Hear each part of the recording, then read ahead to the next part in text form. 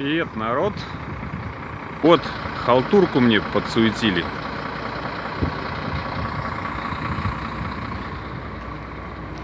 Поеду на белорусской машине.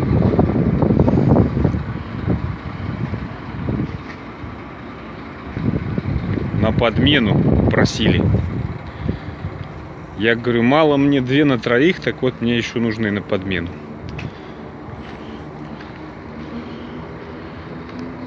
Ну, вчера звонила моя менеджер, целый день уговаривала. Короче, согласился.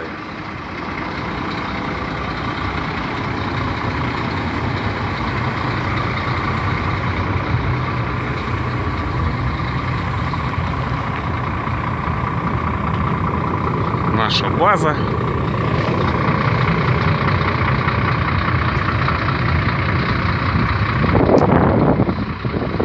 Вот.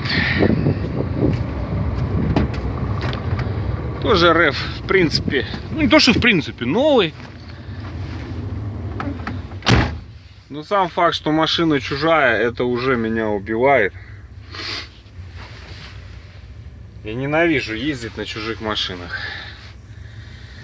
Уже лет 7 не ездил на подменах.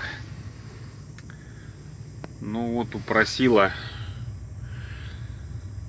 Короче, надо бежать, получать документы, заезжать, заправлять AdBlue и вылетать. Сегодня надо еще выгрузиться в Барановичах. Машина груженная с Казахстана. В общем, побегу. А там уже выберу за город. Расскажу, какие у нас планы. У них, вернее, на меня. Пойду, а то у нас в рейс уехать, наверное, в космос проще полететь. Меньше надо всяких бумажек и подписей.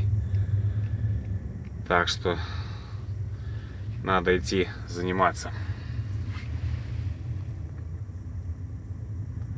То у нас будка механиков. Там в этом скворечнике механики сидят.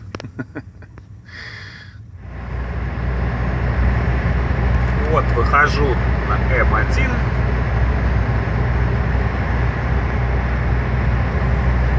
Наша Р1 соединяется с М1.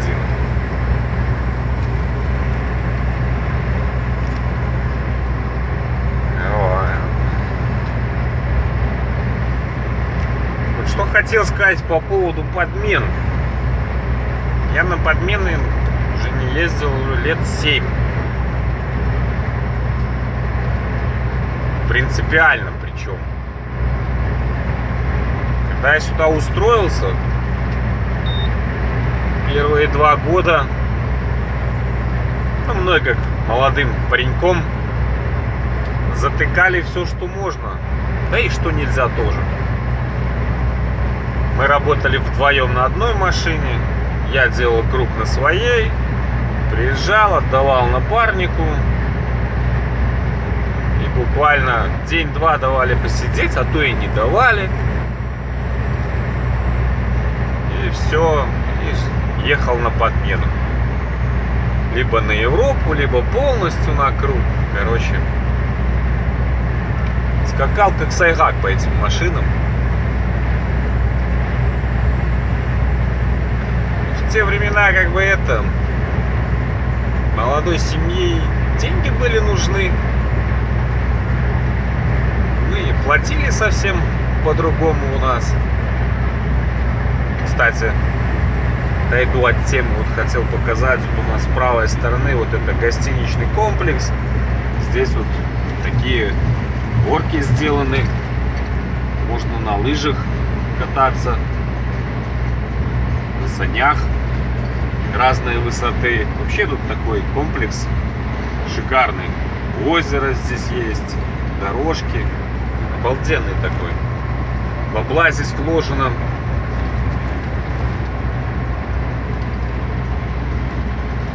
Немерено. Выглядит все красиво.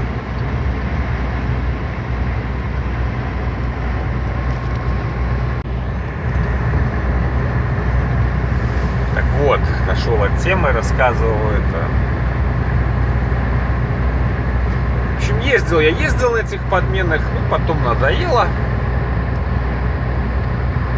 Стал отказываться, ну, уже как бы стало мне позволять стаж работы здесь. Уже можно было тихонечко даже и послать шепотом кого-нибудь. Сейчас-то уже можно, если что, и громко послать. Тогда еще можно было только шепотом. Вот, ну а так иногда ездил, потому что втроем на две работаем, наверное, только лет 5 последних. 6, где-то так. А до этого вдвоем на одной хватало денег.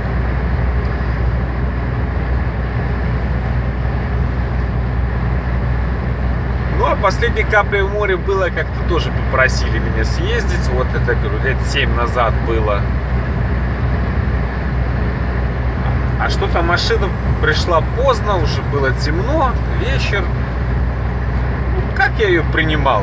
Тем более человек этого я как бы знал. Уже он был не из молодых водителей. Ну, все нормально, да все нормально. Нормально, нормально. Сел да поехал. И вот сейчас вот едем в Барановище, а у меня за Барановищем, в общем, выстреливает колесо ночью.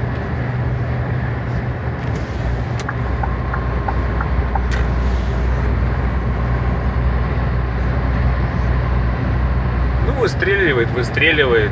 Че ночью, куда тут лезть его крутить? Где тут что найти в чужой машине? Ну, запаску снять. Короче, я на утра переночевал на обочине на аварийках. Там утром еще дорожники приехали. Ревели на меня, чего я не хожу, колеса, ошметки свои по дороге не собираю. Я говорю, ну ты придумали. Что я посреди ночи, где я что буду искать? Какие ошметки? Тем более, когда я его увидел, когда уже искры полетели из-под колеса. Или оно спустило, оно не выстрелило, оно спустило. От чего оно спустило? То ли я что-то поймал. Ну, на этой дороге что-то словить возможно, конечно.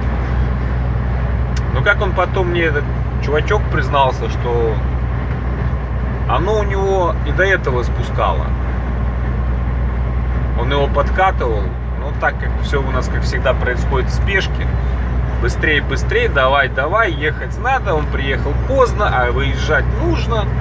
Короче, он в суматохе забыл. Но это все ерунда. Я приезжаю домой, отдал ему, он поехал. С меня механики хотят деньги за колесо выдрать. Ну, тут уже, конечно, мне эту чаша терпения переполнилась. Я написал заявление на увольнение. И пошел к директору. В то время у нас директор был человек. Зашел в кабинет, мы с ним поговорили. Объяснил, говорю, мало того, что вы просили съездить на чужой машине, говорю, разлетелось в ошметке колесо, так за это с меня еще и высчитать хотят. Нахер мне, говорю, такая работа? Ну, не горячитесь, Алексей, там, туда-сюда, разберусь. Ну, ничего с меня, в конце концов, не высчитали. Потом и он сказал, что у него, кажется, оно у него подспускало, а он забыл. Ну, после этого я сказал, что на подменке я не езжу. До сих пор, до сегодняшнего дня. Вчера, вот, говорю, позвонила моя инженер. Девчонка хорошая. Одна из немногих, которые здесь остались на этом офисе. С кем можно работать, с кем можно вопросы решать. Она ушлая, оперативная, то есть проблема создалась, она ее решает. С ней можно к какому-то решению прийти по поводу там твоих вопросов, а не то, что там 90% от детского сада понабирали.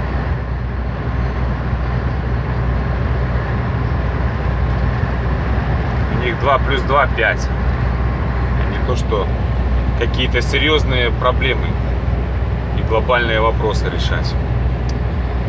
Ну так вот, позвонила. Алексей, съездите. На вас одна надежда.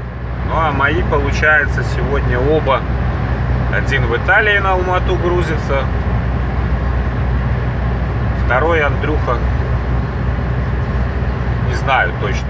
Ну тоже будет грузиться на Алмату, она мне сказала. Ну, по идее, думаю, сидеть столько дней тоже еще, пока не загрузится, пока на Алмату, пока домой, так больше месяца получится. Короче, согласился.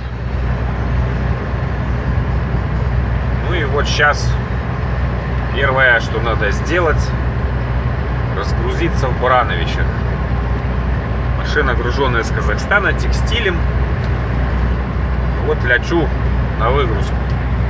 Даже в магазин не зашел, с собой что-то, воды какой-то купить, уже все потом, потому что надо сегодня обязательно разгрузиться, а завтра где-то в Гродненской области, еще точно не знаю, потом сказал, пришлет грузиться тоже то ли палеткой, то ли палетами на Германию.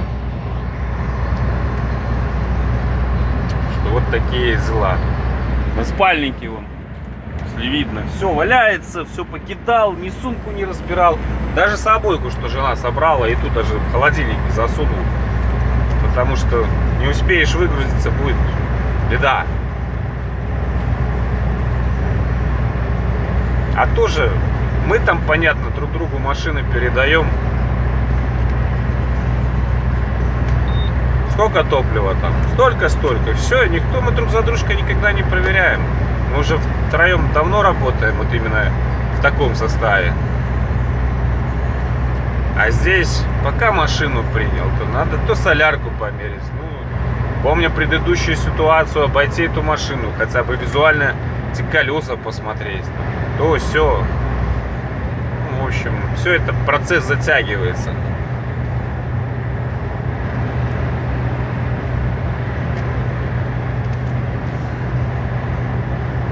Вот. Ну и само собой, чужая машина, все чужое, не мое. Я у себя, знаешь, где что лежит. Даже запах в машине и тот, не тот. Это у нас Андрей Владимирович очень любит, напарник мой, по подменкам ездить. Вот. Олег у нас паренек с деревни. Тот за зарплатой ленится в Минск приезжать. Не то, что на подмене ехать. Я тоже категорически был до сих пор. Но я и сказал, говорю, Юля, зовут Юля, в порядке исключения. Как говорю, не рассчитывай на меня, только потому, что оба едут на Алмату. Если кто-то из них погрузился на Москву, то не поехал. Так что вот такие дела. Ну, короче, летим в Барановичи разгружаться.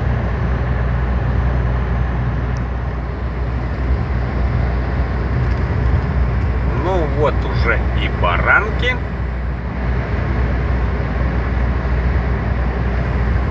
Осталось только добраться до этой швейной фабрики. Или, как у меня написано по-научному в ЦМР, Барановичское производственное хлопчатобумажное объединение. Вот так.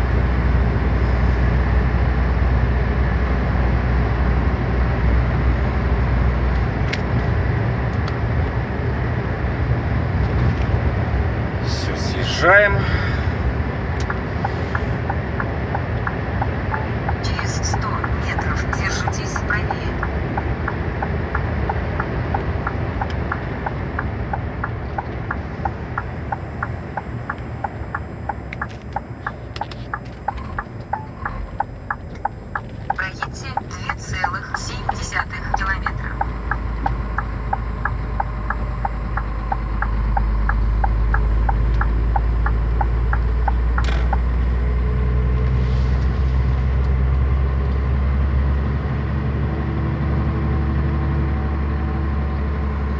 Давно я уже тоже в самих Баранках не был.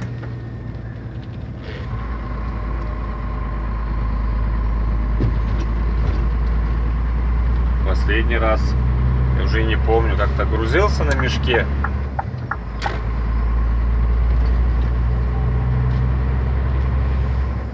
Фанерой вроде бы. Или тоже досками. Давно это было.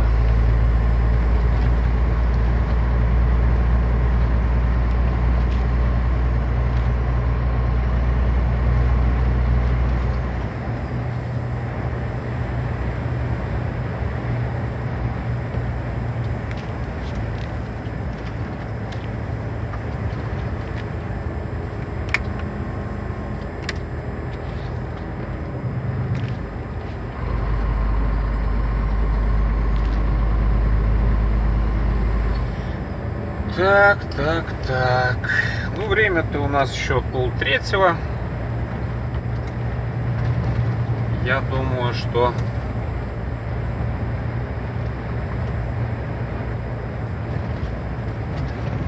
должно быть все нормально. Я у нее спрашивал, она говорила, что до 5 работает выгрузка.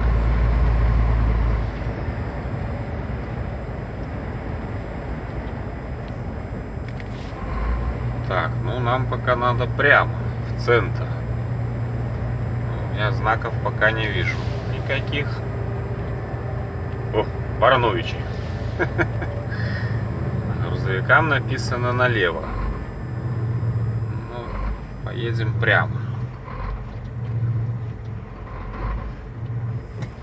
Это рекомендуемое.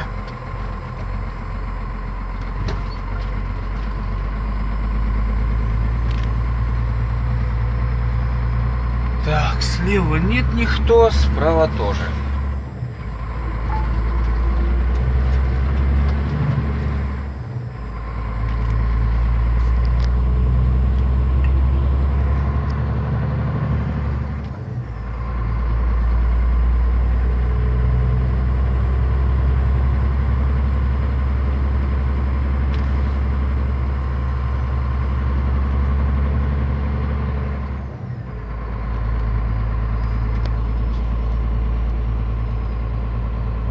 Где-то что-то надо вот потом какой-нибудь магазин такой хороший найти.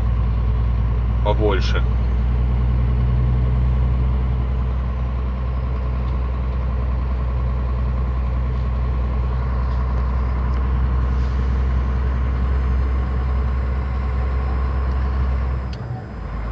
Ладно, магазин это потом. Сейчас надо.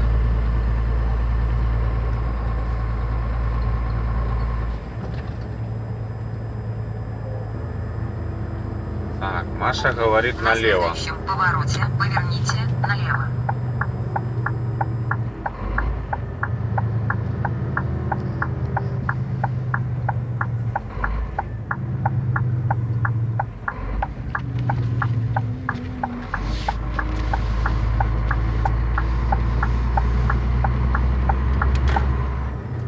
Доедьте 1,9 километра. Ну вот через 2 километра и моя фабричная улица.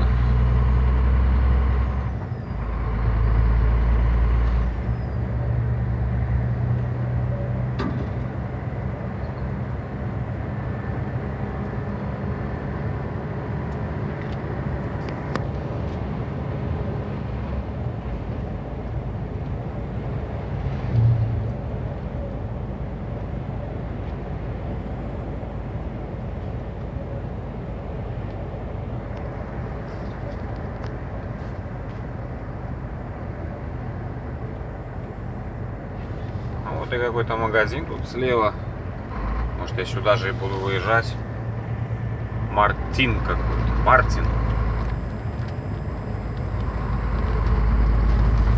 Так я сюда и зарулю.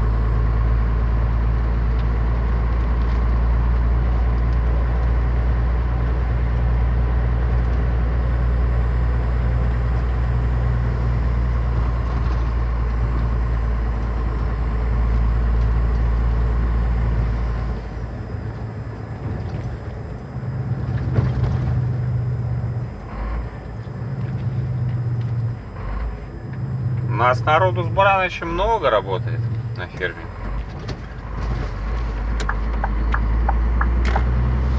Очень много.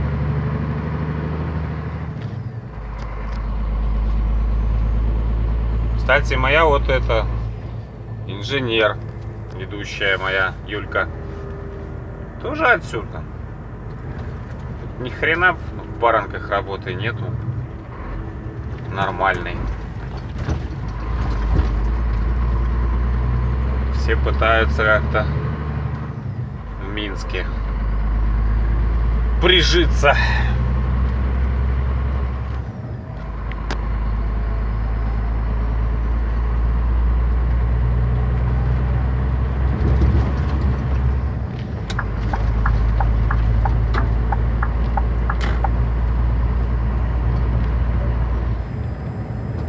Так, ну вот походу тут у нас слева, там вот я вижу, На следующем повороте производственное поверните мое и есть объединение. Вопрос только где тут заезд, ну сейчас я думаю найдем.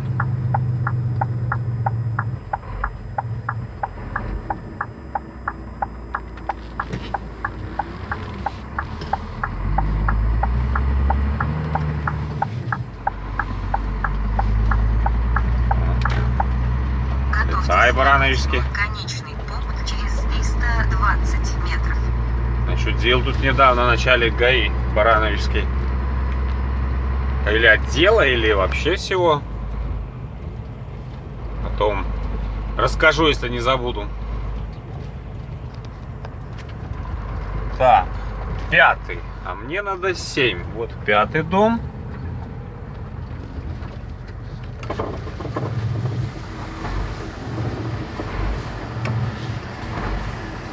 Вот я так понимаю, наверное, куда-то... А да, вот фабричная 7.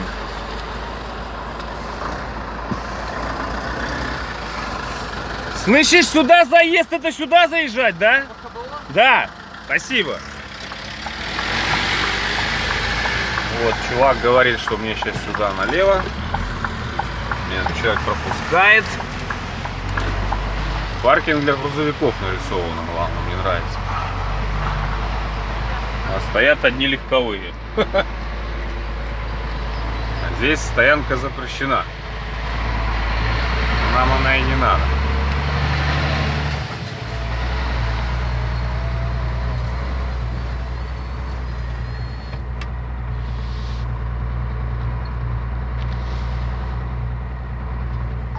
Вы прибудете в конечный пункт через 100 метров.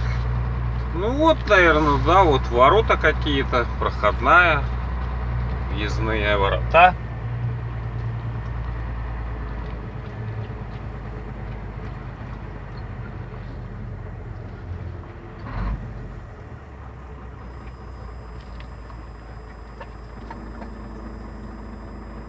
Пойду узнавать. Туда я приехал, не туда. Наверное, туда.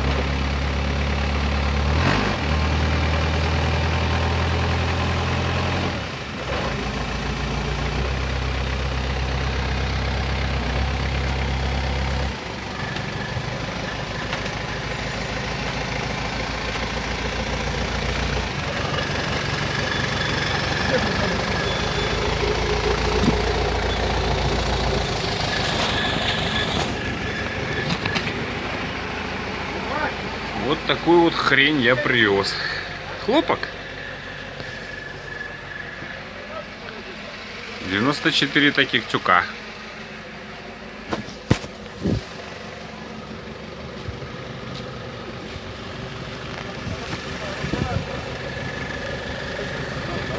степени, а что делать?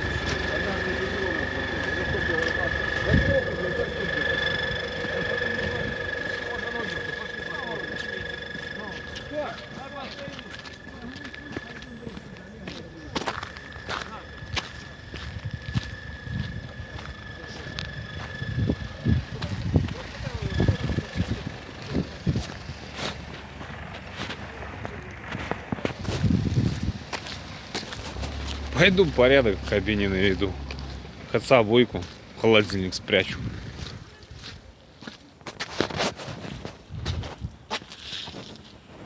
Такое ощущение, что это надолго эта песня вся. Кину варежки на рампу.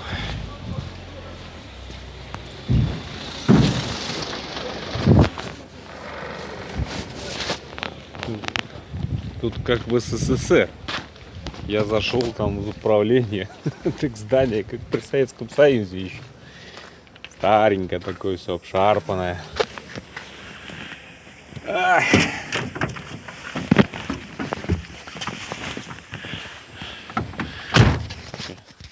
Буду марафетом.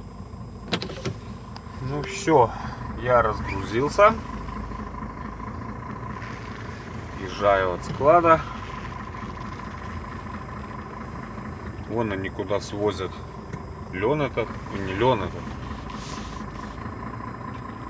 Тюки эти на рампе лежат. А вот там они их, складируют. Ну а у меня загрузка Гродненской области. Возле Щучина. О, опять забыл название деревни. Скажу. Деревня Топилишки какие-то. Балетная доска на 73-ю Германию. Это туда, на юг Германии, в район Штутгарта. Уже дозволов надавали, итальянских, австрийских. Чувствую, придется куда-нибудь в экзотическую страну сунуться. Не люблю я эти горные, красивые страны.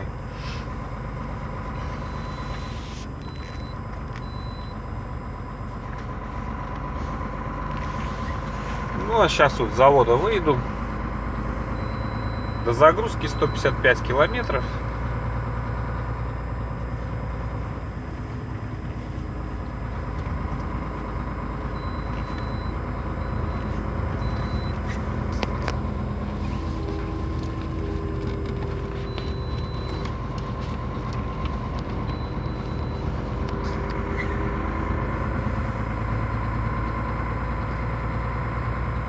Ну вот такой тут заводик. Ну, все такое вот советских времен наследие еще. Шарпанное. Ну и вид он такой непрезентабельный. Ну работает.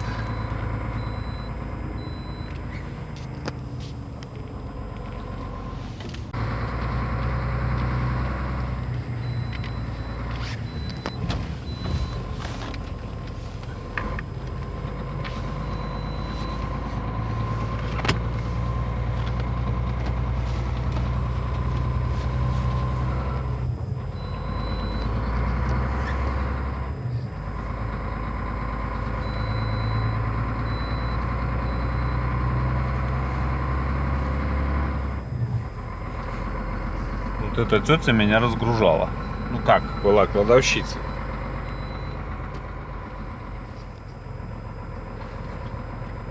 Я смотрю, тут еще Владимирская, Волгоградская тут Вольво на загрузке стоит.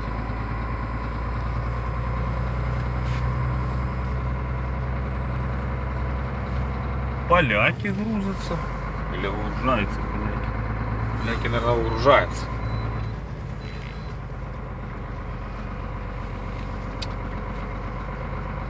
Ну, поехали в наши топилишки.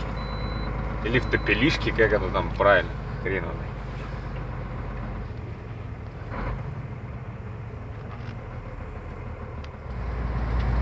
Ну вот, еду грузиться. Опять вот приходится красться козьими тропами. Ой, уже забуду скоро, как автобаны выглядят. Деревня на деревне.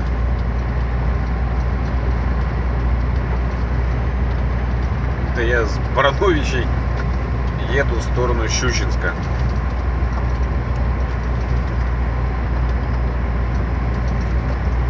Вот, опять очередная деревня на горизонте.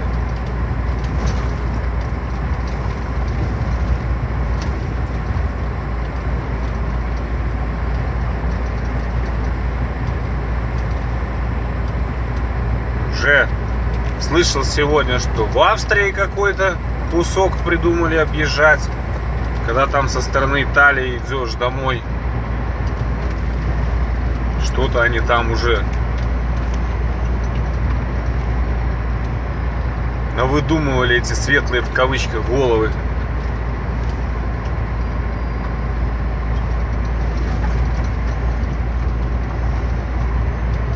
Они дождутся, что у них скоро вообще работать некому будет. И так людей разбежалось. Что держусь пока. И то держусь только потому, что столько лет отработал. Так бы я тоже уже разбежался бы давно в разные стороны. С таким отношением, с такой политикой, какую ведет наша контора, так и так людей катастрофически не хватает. Машины, бывает, по неделям стоят, ехать некому.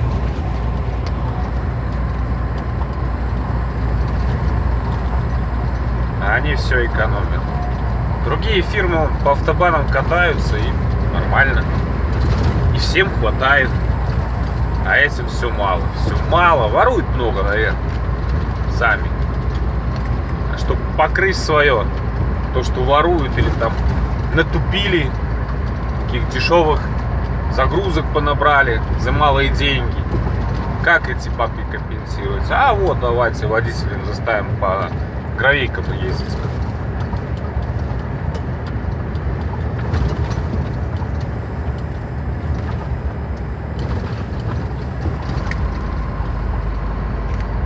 Так и будет скоро, точно.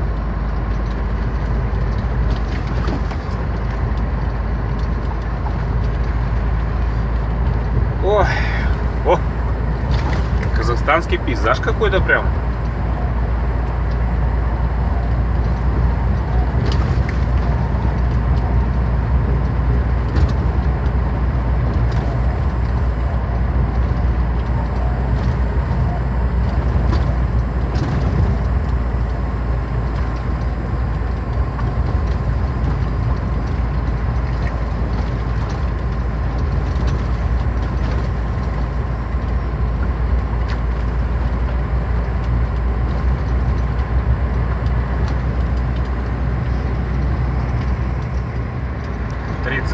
До места осталось. Что-то тут впереди. Мигалки какие-то моргают.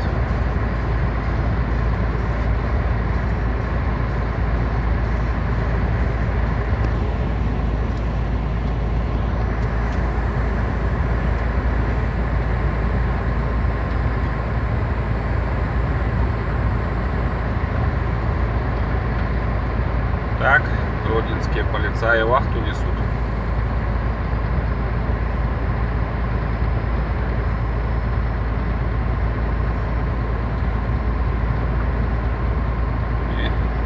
Обелечивают кого-то.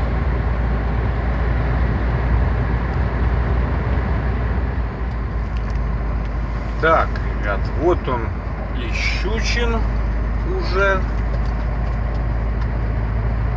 Вот мне где-то надо через километр вот свалить сюда направо.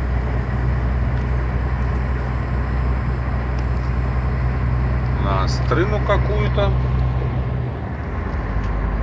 И где-то там будут мои топилишки. Или топилишки.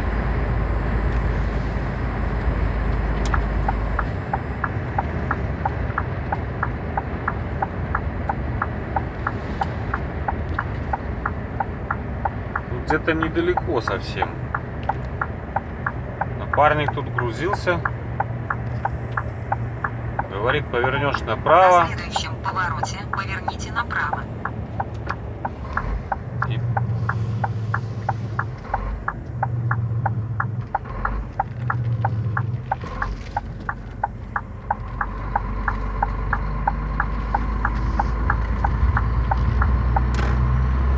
потом... Пройдите 7,6 километра. Это я и точку просто поставил. Одна у нее у этой Маши этой деревни в памяти нету такой.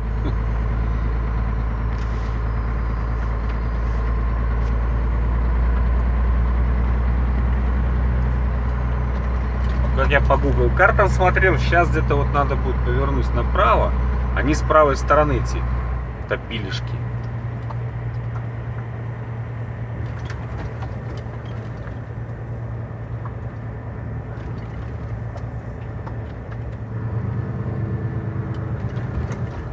А вот они, топилишки.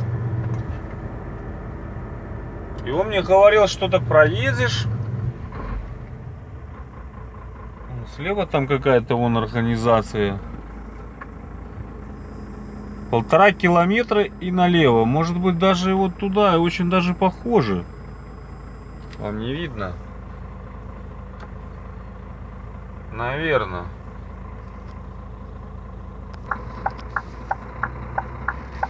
Да, наверное, он мне писал.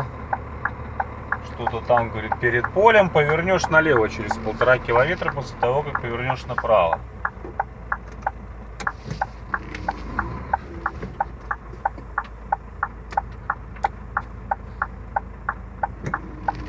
Наверное, это вот сюда.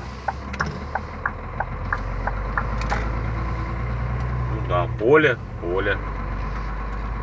Ну да, вот там я уже и доски какие-то вижу. Выполните разворот там, где это разрешено.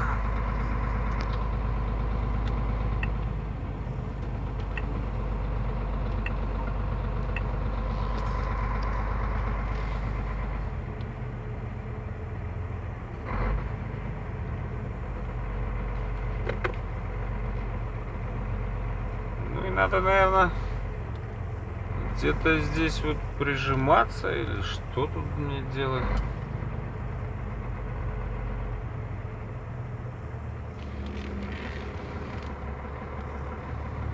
Ну, я так понимаю, что я правильно приехал. А, вон что-то мне чувак махает, туда он куда-то ехать. А, может меня прямо на территорию сейчас загонят? Досками тут грузится? Ну, досками грузится, да? Ну, палеткой. Куда? На Германию, да. Лесхоз. Да. Проезжай вдоль цеха, становись и ночуй. Вот сейчас, вот сюда, да? Вот тут вдоль цеха. Во сколько начинаете утром? С 8 работаем, но раньше 9 грузить не начну. Я Потому понял. что пока разберутся, что... Ну, понятно. Прямо. Оборот открыть. Вот прямо сюда стал. Заезжаем.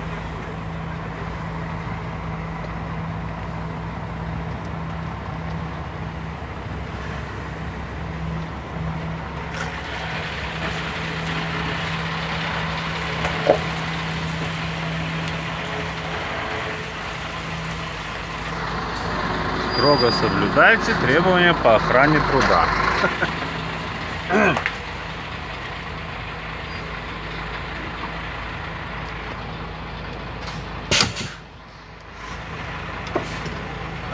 Ну все. Будем ждать завтра.